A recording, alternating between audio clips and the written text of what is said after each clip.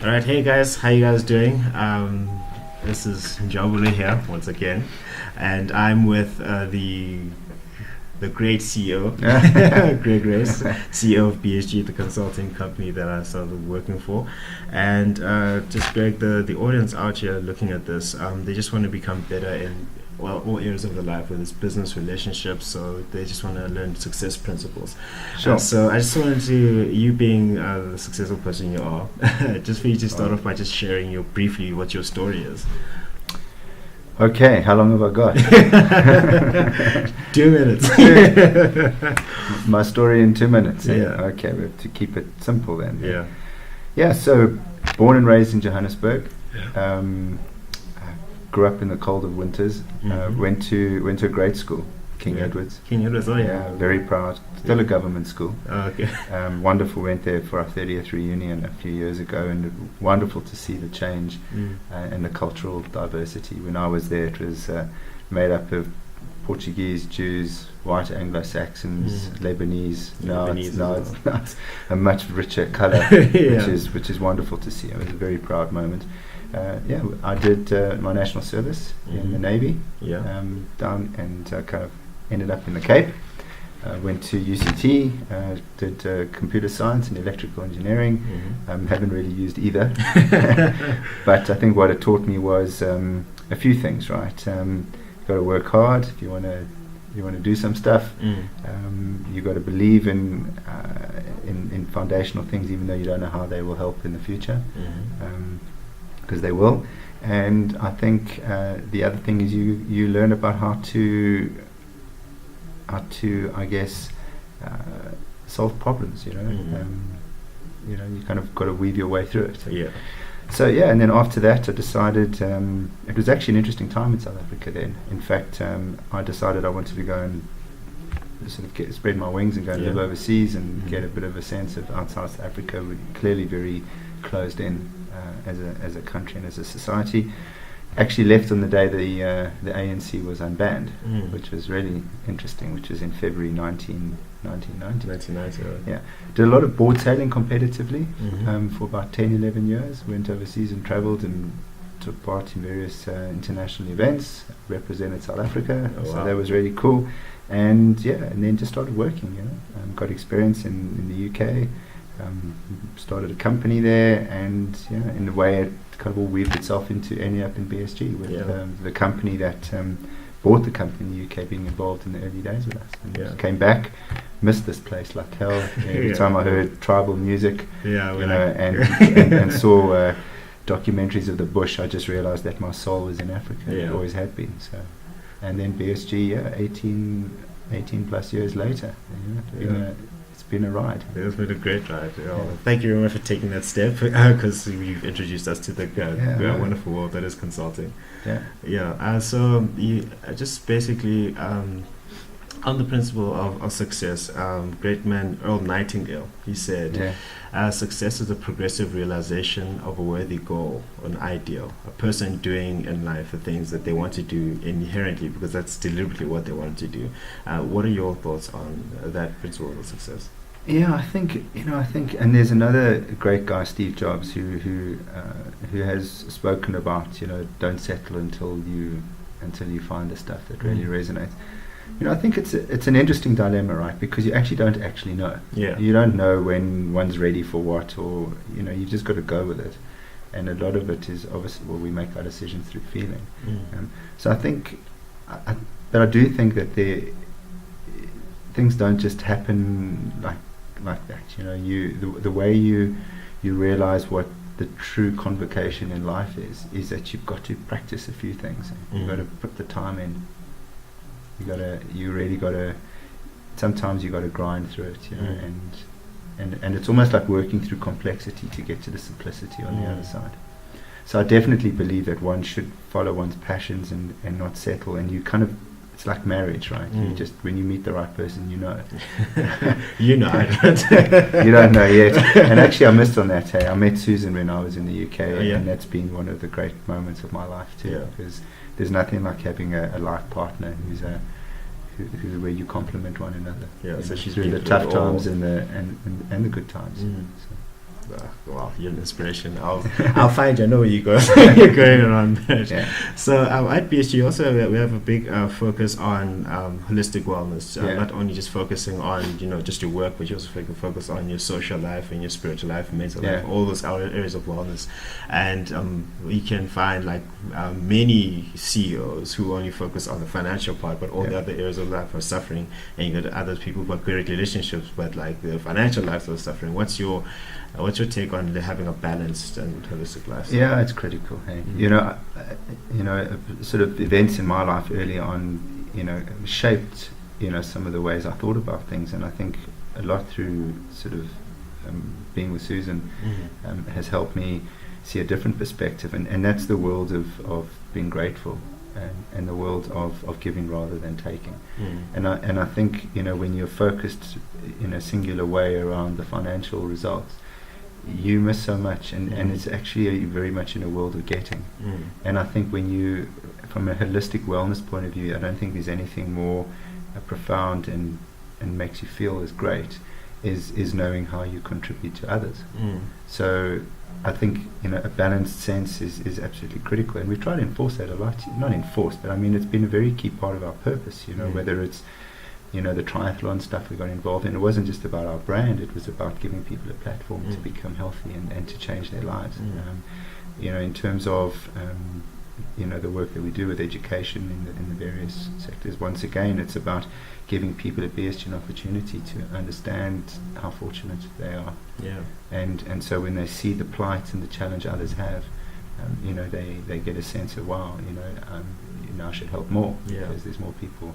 And I think that through that you really enrich your own life. So that whole kind of holistic concept is important. It embodies itself in my work life that we created here, and the principles and the belief of that, which is, work is a huge part of your life. I mean, I can't remember the stats when we first started with my work life. We got all these stats, which was, the amount of time you spend at work is 70% of your life, including when you sleep. So that's a huge part. If your work life is not holistic, boy, are you missing out, right? Of a lot of things. So absolutely fundamental.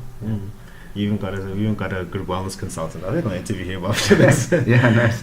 Steve's a cool guy. He's a good guy. Also, so the next question I want to ask you is something about leadership, which is a bit of a crisis here in SA, not in SA but around the world. Many people, they think that they have to be in your position or a CEO, or have to be like a president of a company in order to display leadership.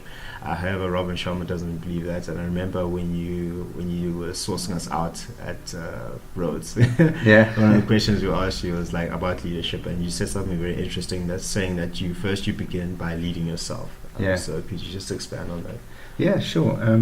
So I think, look, I mean, we're living through interesting times, right? I don't, they're different, but probably the same as, what's happened for thousands of years. And sadly, our species is a bit confused. Highly intelligent, but hell of a stupid at the same time, right? We struggle to coexist with other species on this planet. And I think it comes down to fear. I think we probably feel fear sort of not only more intensely, but maybe in a more complex way than other species. Other species feel fear around their lives. We feel fear in many dimensions, and that drives us to do weird things, right? So I think leadership, and it's quite interesting, when you think of leaders as statesmen and politicians and corporates and various things, actually just human beings. And I often say to people, if you get intimidated by people, just think of them without their clothes on, and it kind of demystifies this whole concept of somebody's more superior than somebody else. Because at the end of the day, we are just people.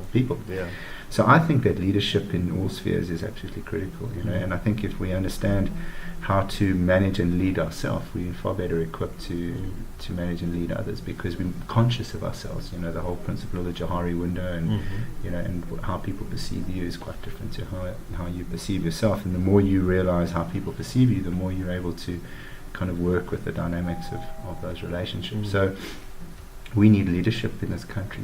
Coming back to South Africa desperately, we are got a serious crisis on our hands, all of us. And we absolutely need a civil society that is going to help to have the people we put in position, well, the people we employ, i.e. the people in government. It's funny how they don't realize that we actually employ them. We need to employ the right people, because there are a lot of issues, and the biggest issue, we believe, certainly I believe in at BSG, where we try and work on, is every kid needs an education, because education gives you a platform for change and choice. Yeah, because also on that, when I was busy doing research on you, I found that you're a big fan of Sir Alex Ferguson, Manchester United manager. And one of the things, one of the philosophies I heard that you believe in is kind of empowering from the foundational level, like actually growing people from the very beginning while they're raw talent. So can you expand on that? Yeah, look, I mean, I used to support Tottenham Hotspur when I was a youngster, right? And I think in the late 70s, early 80s, I switched to Manchester United. And it was amazing. I mean, if you just look at the facts of the success of that club under Alex Ferguson, he had a youth policy, and everybody kind of thought, you're a bit crazy. You had the guys, and he backed them. And I mean, they turned out to be, they probably will be one of the successful club in English Premiership. And certainly another interesting thing is someone like Ryan Giggs, who put his whole career into one place. He's the most decorated footballer in the UK. So it shows you, if you jump around, and you kind of relate this back to work, right? If you jump around, you're probably not going to be that decorated. But if you stick with it and work hard and be loyal and put your passion into something that you believe in, the results will come. So that's kind of the embodiment of, and we've always had a youth policy at BSG. It's a fundamental thing, and still is to this day, whereby we want to bring in the bright top potential talent from the universities, and we need to look beyond the universities now because of the educational crisis, and we need to look at alternative ways of doing this. But still, it's bringing in the raw talent. We always spoke about employ the passion and train the skill. So that's what it's all about. Is it's a very key part of the foundation of this business, and there's a number of people who've had their entire careers here at BSG, which brings its own challenges, as you go through change. But it's I just think it was the philosophy and sticking to it and kind of going against. I like the David and Goliath story, right? So you kind of stand up and fight for what you believe in, even though you're much smaller than the opposition, or what you're trying to do is frowned upon by the general populace. So that sort of thing really inspires me, because it doesn't need to be that way. It can be different. Well, that's one thing that's actually went and bought the book on Alex Ferguson. On Alex Ferguson, that's good. Have you been reading it? Yeah, I've been enjoying it. I've been reading it. And one thing he did say in the book is that in order for you to get respect from other people from his team, he had to give it to them first. I was like, okay, yes, great. Yeah, man. No, I think he is a great man. I mean, I think far greater than I think I believe I've been. It's like belief. I personally support Chelsea, but that's okay. I pretty much resonate with what he's done. And then also, in terms of working as a consultant, just working as a person, I found that there's one skill that people are afraid of, and that's like speaking in public, communicating to other people. What do you think is the importance of being able to do so effectively? I think. Look, it's interesting. I mean, I find it quite natural, but I mean, obviously, I have a lot of time to practice. With it. I think you've got to prepare. I think it's certainly the great and I'm no great public speaker compared to some really brilliant public speakers. Probably a lot of them end up being in government because they can wind things around their fingers, right? But I think for me personally, I think you need to prepare, you need to think it clearly through. I think you need to have a bit of humor. I think you need to involve the audience. I think that's important. And I think you just got to go for it, and overcome that. Whatever those fears are. I think more people will be surprised as to how a lot easier it is than you may think. And it's about that fear thing again. So not everybody be in public speaking, but I think more people can be. Just got to make people feel they can do it, give them the confidence and go for it. I remember, you coming and doing that talk. I still love to see that. You still got that presentation? It's shared on my work docs and my work life. Yeah, it's still there.